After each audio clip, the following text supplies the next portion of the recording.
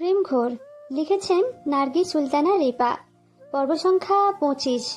গল্প শুরু করার আগে আমার শ্রোতাদের উদ্দেশ্যে বলি, আপনারা যারা চ্যানেলটি এখনো সাবস্ক্রাইব করেনি তারা অবশ্যই চ্যানেলটি সাবস্ক্রাইব করে নিন। আর আজকের এই পর্বটি শোনার পরে অবশ্যই আমাকে কমেন্টে জানাবেন আপনাদের আজকের এই পর্বটি কেমন লাগলো। তো চলুন দেরি না করে গল্প শুরু করা যাক। খাওয়া শেষ করে সবাই ড্রয়িং রুমে বসে গল্প করতে বসে যায়। সাদাত খাওয়ার আগে রেডি হয়ে এসেছে অফিসে যাওয়ার জন্য। সেও সবার সাথে একটু বসেছে।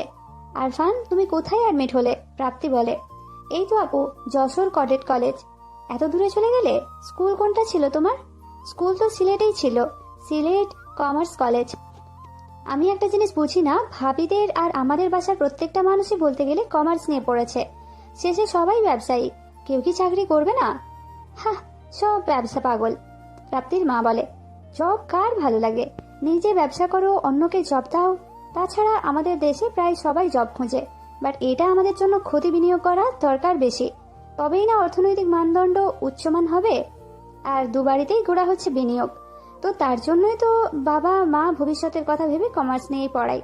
যদিও সায়েন্স আর্টস নিয়ে ব্যবসায় ঢোকা যায়, কিন্তু কমার্সে ব্যবসাটা অনেকটা ভিত্তিমূলক আর প্র্যাকটিক্যালি বোঝা যায়, যেটা সায়েন্স আর্টসে কম বোঝা যায়। যেমন তুই ধর, মানে প্রাপ্তি কাকার একমাত্র মেয়ে, কাকার যে ব্যবসাটা আছে সেটা ফুলফিল তোর হয়ে যাবে ভবিষ্যতে। তোর আর ভাগ নেই, সো এর জন্য তোর ব্যবসাটা ভালো করে বোঝা উচিত। আর আরফানেরও ঠিক তাই। এর জন্য তোকে যেমন তোর বাবা জোর করে সায়েন্স নিতে দেয়নি, নৌসিন বলছিলে আরফানেরও নাকি একই অবস্থা করেছিল। আর ভাইয়া, আপু তো বাবার পেছনেই গেল, সাথে আমাকেও নিয়ে গেল। এখন জব করছি জাস্ট আরো ভালো করে ব্যবসাটাকে বোঝার জন্য। আর বাবার ব্যবসা তো দেশে ভাইয়া, বাইরের থেকে আপু আর দুলাভাই দেখছে, আমি আর ঢুকতে চাইছি না এখানে। বিনিয়োগ বাড়াবো একটা দেশে, এতে ভালো হবে। না হলে তো ভার্সিটিতে জয়েন করতাম এতদিন। আমার কত ইচ্ছা ছিল, বুয়েট নিয়ে, আপুর জন্য তো হলো না, জোর করে কমার্স করিয়ে দিল। প্রাপ্তি বলে, আরে একটা ব্যবসার হাল ধরবি, ইঞ্জিনিয়ার হলে তো পরে দেশের বাইরে চলে যেতে চাইতি। গুগলে জব করার জন্য তখনও তো বেঁধে রাখা যেত না। প্রাপ্তির মা বলে, হয়েছে, তুমি আর কিছু বলো না। আচ্ছা আরফান, থাকো তুমি, লেট হয়ে যাচ্ছে। আমিও চলে যাব এখন, সেই সকালে এলাম। সে কি বাবা, তুমি চলে যাবে কেন? আজকে থেকে যাও। সাদাদের মা বলে, না আন্টি, আরেকদিন আসবো। সাদাত নৌসিন সহ সবাইকে বলে তাড়াতাড়ি বেরিয়ে যায়। আরফানও সবার থেকে বিদায় নেয়, কিন্তু আরফানের সাথে আসা ড্রাইভারটা এখনো ড্রয়িং রুমেই দাঁড়িয়ে আছে। চাচা, কি হলো, চলো বেরিয়ে পড়ি আমরা। একটু দাঁড়াও বাবা।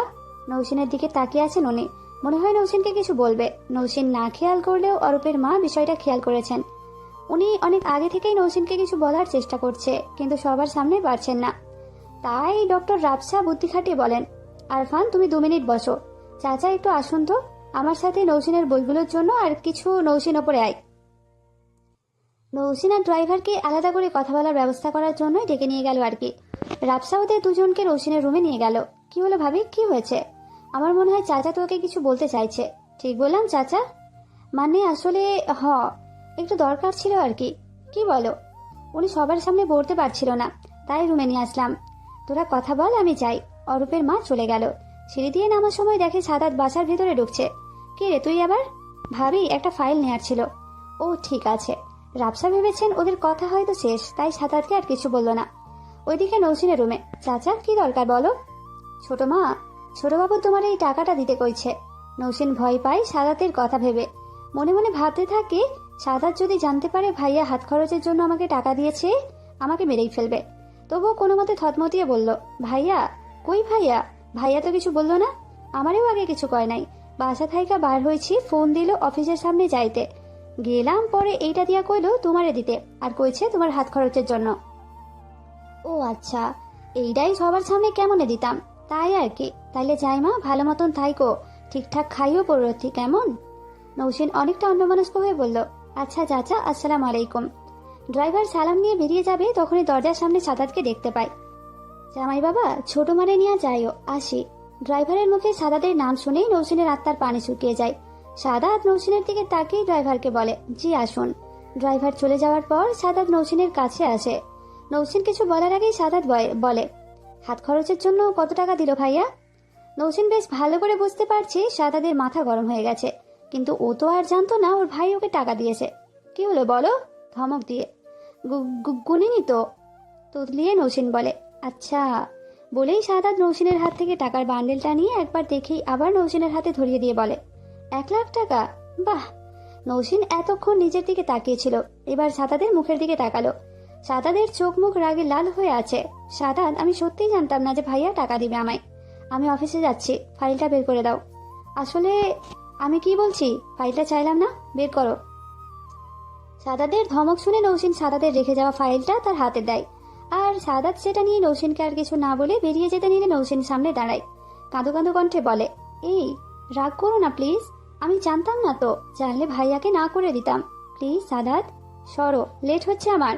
প্লিজ সাদাত, সরো বলছি না, সরো, ধমক দিয়ে সাদাত বলে। নৌসিনকে পাশ কাটিয়ে রুম থেকে হনহনিয়ে বেরিয়ে যায় সে। নৌসিন পিছু ডাকলেও একবারও ফিরে তাকালো না। নৌসিনও সাদাতের পিছু পিছু ড্রয়িং রুম পর্যন্ত আসে, কিন্তু ততক্ষণে সাদাত মেইন ডোর ক্রস করে যায়। আর আরফান ওই সময় নৌসিনের চুলে টান দেওয়ায় সে আর সাদাতকে ডাকতে পারলো না। আসি রে পেতনি। যা, কিছুটা স্বাভাবিক হয়ে।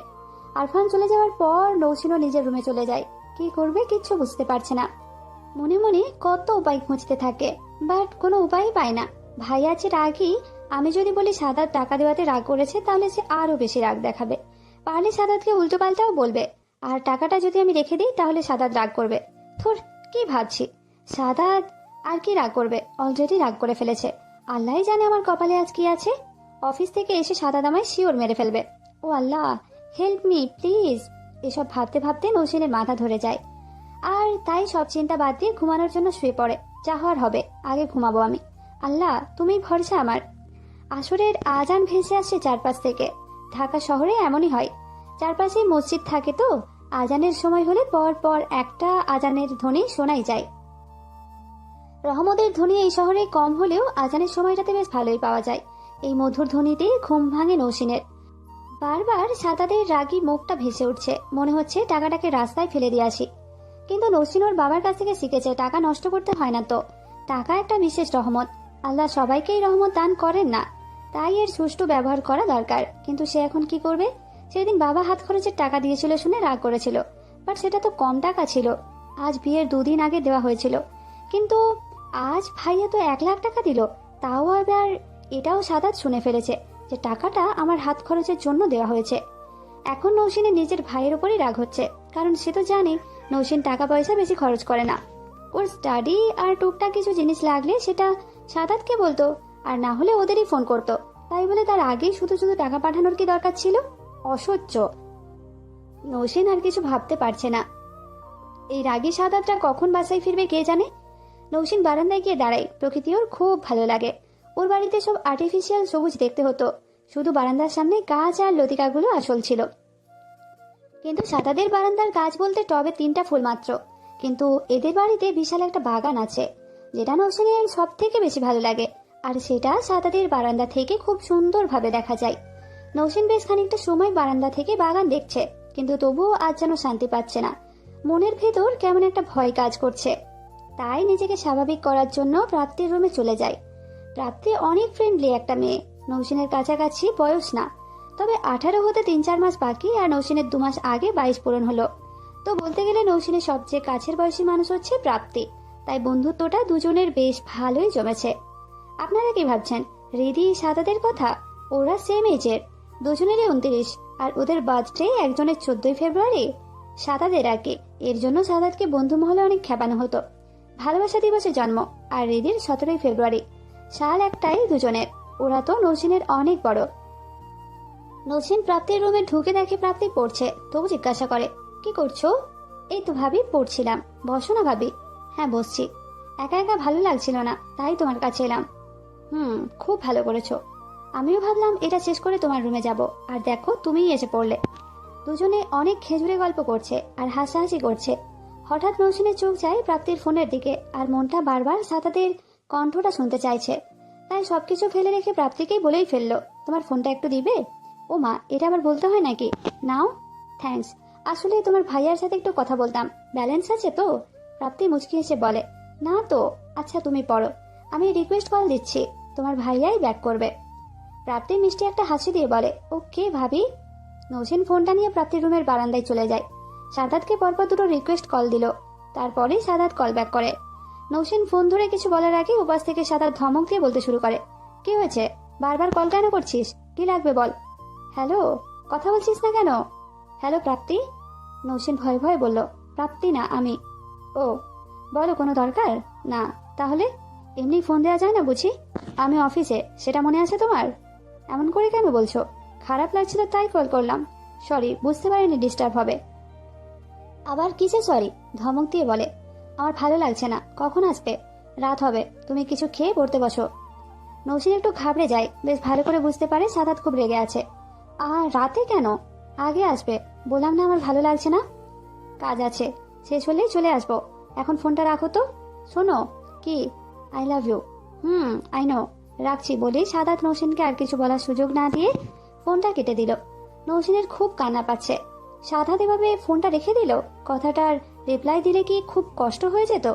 অ্যাটলিস্ট ভালোভাবে ফোনটা রাখতে পারতো। নৌসেন প্রাপ্তিকে ফোনটা দিয়ে এসে রুমে ঢুকেই কান্না করে দেয়। ওপর হয়ে শুয়ে অনেকক্ষণ কান্না করছে। এমন সময় অরূপ দৌড়ে এসে নৌসেনের পিঠের উপর শুয়ে পড়ে। নৌসেন বুঝতে পেরে তাড়াতাড়ি ওড়না দিয়ে চোখ মুছে ফেলে অরূপের দিকে ফিরে তাকায়। নতুন বউ, তুমি ঘুমাচ্ছিলে? নৌসেন অরূপকে পিঠ থেকে নামিয়ে ভালো করে শুইয়ে অরূপকে নিজের বুকের উপর শুইয়ে নেয়। না বাবু, তুমি কোথায় ছিলে? অরূপ নৌসেনের চুলে হাত দিয়ে খেলতে খেলতে বলে, আমি তো পালকে গিয়েছিলাম খেলতে। ও তাই? কার সাথে গিয়েছিলে? সলিম নানুর সাথে, মানে সার্ভেন্ট আর কি। লোজ চাই। বাহ, ভালো তো। নতুন বউ? তোমার কি মন খারাপ? না তো সোনা, কেন বলো তো? না, দেখে মনে হলো। আম্মুকে যখন আব্বু বকা দেয় তখন আমার আম্মু তুমি একটু আগে যেমনি শুয়েছিলা এমনি করে শুয়ে থাকে। আবার বেশি বকলেও কান্না করে, আমি দেখেছি। ওলে বাবুলে। না সোনা, আমি তো এমনিই শুয়েছিলাম। আসলে বাচ্চারা মুখ দেখে অনেক কিছু বুঝতে পারে, ওদের বিশেষ ক্ষমতা আছে সবকিছু অটোমেটিক্যালি বুঝে নেওয়ার। ও হ্যাঁ, তো চলো নিচে যাই, আম্মুকে বলি নুডলস করে দিতে। খেলতে খেলতে ক্ষুধা লেগে গেছে। আচ্ছা চলো। নৌসেন অরূপকে কোলে নিয়ে নিচে নেমে আসে। একজন মহিলা সার্ভেন্টকে বলে, ও নানু, আম্মু কই? সাদাদের বাসায় অনেক সার্ভেন্ট আছে, কিন্তু সবাই সন্ধ্যার দিকে কাজ করে চলে যায়। শুধু শরীফ আর এই হালিমা এদের বাসায় থাকে বেশ কয়েক বছর যাবত। তাই অনেকটা এই বাড়ির মানুষের মতোই হয়ে গেছেন এই স্বামী বউ। তোমার মা তো এইখানেই আছিল, কই গেল? অরূপ আর কিছু না বলে সারা ড্রয়িং রুমে দ্রুত গতিতে হেঁটে হেঁটে চেঁচাতে শুরু করে, আম্মু আম্মু বলেই যাচ্ছে, থামার নাম নেই। অরূপ, থামো বাবু। নৌসেন বলে, কে শোনে কার কথা? অরূপ একইভাবে চিল্লাতে থাকে।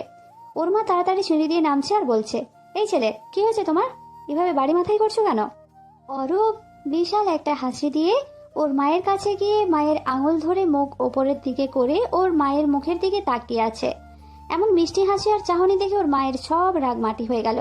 হাঁটু গেড়ে ছেলের সামনে বসে পড়েন। কি বাবু, কোথায় ছিলে? কখন থেকে ডাকছি আমি। নামাজ পড়ছিলাম আব্বু। ও হ্যাঁ সোনা, এবার বল কেন ডাকছিলে? আমাকে আর নতুন বউকে নুডলস বলে দাও। নৌসেন অরূপের কথা শুনে অরূপের মায়ের দিকে তাকিয়ে তাড়াতাড়ি বলে, না না ভাবি, আমি না। অরূপ ওর মায়ের কাছ থেকে নৌসেনের সামনে গিয়ে দুহাত কোমরে দিয়ে দাঁড়ায়। তারপর আঙুল নাচিয়ে নাচিয়ে বলে, খাবে বুঝলে? না খেলে আমিও খাবো না। আমার কিন্তু এত বড় ক্ষুধা পেয়েছে। অরূপের ভঙ্গিমা দেখে উপস্থিত সবাই হেসে পড়ে। ও হাসি থামাও সবাই, আমার ক্ষুধা লেগেছে তো। ওকে বাবু, তুমি একটু বসো, আমি তোমার নুডলস করে আনছি। চিংড়ি দিও না। অরূপের মা রান্নাঘরে যাচ্ছিল, পেছন ফিরে তাকিয়ে বলে, তুমি তো বড় বড় চিংড়ি ছাড়া নুডলস খাও না তাহলে? খায় না, আজ খাবো। নতুন বউ যে চিংড়ি খেতে পারে না, তাই ওইটা দিবা না। আজকে ওইটা ছাড়াই খাবো, শুধু ডিম দিবে। মা ছেলের কাছে এসে গাল টেনে বলে, বাবা, ছেলে আমার বড় হয়ে গেছে তো, আমারই মনে ছিল না তো। হয়েছে, যাও, ক্ষুধা পেয়েছে মা। যাচ্ছি যাচ্ছি। কিছু সময় পর অরূপের মা অরূপ আর নৌসিনের জন্য নুডলস নিয়ে আসে। অরূপ আর নৌসিন বসে বসে পেপার দেখছিল। এই যে তোমাদের নুডলস। এই নুডলস আমাকেও খেতে হবে? অরূপ নৌসিনের দিকে চোখ বড় বড় করে বলে, হ্যাঁ খেতে হবে, না খেলে তাড়াতাড়ি বলো হবে না, বুঝলে? নৌসিন হাসি দিয়ে বলে, হ্যাঁ আব্বু, খুব ভালো করে বুঝেছি। অরূপের মাও হেসে বলে, খা খা, তোর জন্য জীবনে প্রথম চিংড়ি ছাড়া নুডলস খাচ্ছে আমার ছেলে, আর তুই খাবি না? এই তো খাচ্ছি। বাবু, আমি তোমাকে খাইয়ে দিই? না না, তুমি নিজেরটা খাও ভালো করে। এমনি খাও না, বলে পাকনামি করলে সব আমায় খাইয়ে দিবে। আমাকে ফুল বানানো এত সোজা না, আম্মু খাইয়ে দিবে আমাকে। নৌসিন রাবসা দুজনেই হাসতে থাকে। হয়েছে, আর বকো না, হাঁ করো এবার, হাঁ। খুব মজা। খাওয়া শেষ করে নৌসিন আবারও অরূপের সাথে সময় কাটাতে থাকে। মাগরিবের আজান দিলে নামাজও পড়তে যায়। নামাজ সেরে সাদাত স্টাডি রুমে গিয়ে দেখে সাদাদের তাকের পাশে নতুন একটা বড় তাক, আর সেখানে সব বই সুন্দর করে সাজানো। বইগুলো দেখেই নৌসিনের মনটা ভালো হয়ে গেল। নিশ্চয়ই এরা ভাবির কাজ বলে নৌসিন বইগুলো দেখতে থাকে। অনেক সুন্দর করে সাজিয়ে রেখেছেন ভাবি। একটা বই নিয়ে রুমে চলে এলো নৌসিন। স্টাডি রুমে একা একা এত বইয়ের মাঝে এই রাতের বেলা বই পড়ার অভ্যাস নেই নৌসিনের। তাই বইটা নিয়ে নিজের রুমে ঢুকে বিছানায় শুয়ে পড়লো। যদিও পড়ার ইচ্ছা নেই, তবুও পাতা দেখে সময় কাটানোর জন্য বইটা এনেছে। রাত 8টা বাজে, অথচ সাদাদের আসার নামই নেই। নৌসিনের এবার খুব খারাপ লাগছে, কোনো কিছুতেই মন বসছে না। তাই বই রেখে চুপচাপ পাশ ফিরে শুয়ে আছে। প্রায় রাত 9টা বাজে সাদাত রুমে ঢুকে। সাদাত আসা মাত্রই নৌসিনের মুখে হাসি ফুটে ওঠে। এক মুহূর্তেই শোয়া থেকে উঠে বসে পড়ল। সাদাত ল্যাপটপ আর কিছু পেপারস সোফার উপর রেখে আয়নার সামনে হাত থেকে ঘড়ি খুলছে। আর এমন সময় নৌসিন পেছন থেকে সাদাতকে জড়িয়ে ধরে। কি করছো? ছাড়ো না। এত দেরি করলে কেন? আমি বলেছিলাম না মন খারাপ করছিল আমার, কাজের চাপ ছিল অনেক। জানি তো, তাই রাগ করে বাসায় বসেছে কাজটা করতে, সেটা অফিসে বসেই করে এসেছো। সাদাত আসলেই এই কাজটা করেছে। ওকে, এবার চেঞ্জ করতে দাও তো। না, আগে বলো রাগ করোনি আমার উপর। না, রাগ করিনি। রাগ কেন করব? রাগ না করলে ওভাবে ফোন কাটতে না, আর এখন এভাবে কথাও বলতে না। প্লিজ রাগ করো না, প্লিজ। সাদাত নৌসিনকে ছাড়িয়ে নিজেই নৌসিনের দিকে ঘুরে তাকালো। আজকের এই পর্বটা কেমন লাগছে অবশ্যই কমেন্টে জানাবেন, আর ভালো লাগলে লাইক, কমেন্ট আর চ্যানেলটাকে সাবস্ক্রাইব করবেন।